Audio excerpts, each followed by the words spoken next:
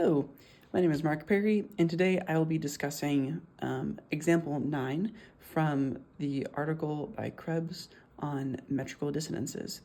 In example 9, which I will reveal here in a moment, it gives a combination of the two different types of metrical dissonances. It includes both displacement metrical dissonance and grouping metrical dissonance kind of superimposed on top of each other. In each of these cases, the dissonance is direct because all of the notes to create that metrical dissonance are present, as opposed to indirect metrical dissonance, which is relying on a pattern being established and then that pattern of notes being removed from the texture, and yet the listener would still have an underlying conscious, subconscious expectation of that pattern continuing, and then another pattern instead would enter its place, conflicting with the pre-established pattern in the listener. So looking at example 9 here, a piece by Schumann, we are in a 3/4 time signature, which means that we have an already existing sort of expectation of groupings of 3. We see that here in the left hand. In this moment, the pulse level, we're dealing with quarter notes as being the pulse. So underneath, we've got this underlying pulse of 3, and then, excuse me, when I say underneath, I mean directly underneath this first note.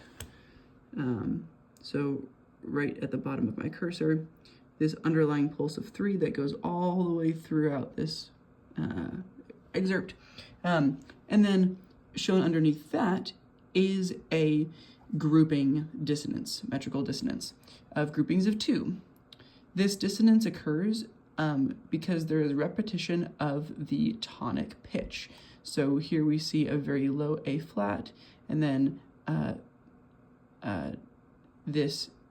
the root is instead here an E flat, and then we're back to an A flat, A flat, A flat, A flat, and here the pattern breaks a little bit.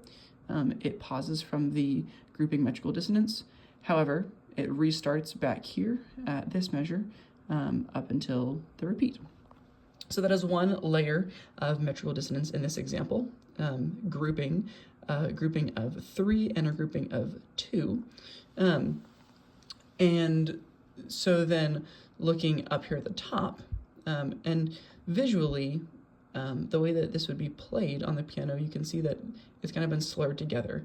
It is not clear in the text as to whether or not this slur is inserted by Krebs. I don't think it is. I think that is a Schumann marking to show that, this little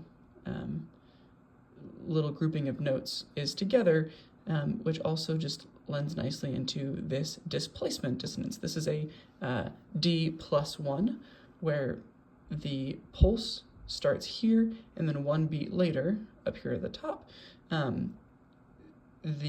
another 3 pulse pattern begins, starting on the second beat, going down to the downbeat, starting on the second beat, going to the downbeat. And so you've got this offset by 1 note in the right hand going all the way through this passage. You could even think about, if you wanted to, I don't think it would be crazy to even consider putting a 3 here at the repeat and considering this as 1, 2, 3 here at the downbeat of the measure, and then starting back over. So again, this is direct dissonance because all the notes are present. It would be different if a pulse in the left hand was established and then removed, but that's not the case. Everything is here. They directly conflict with each other. So thanks for watching.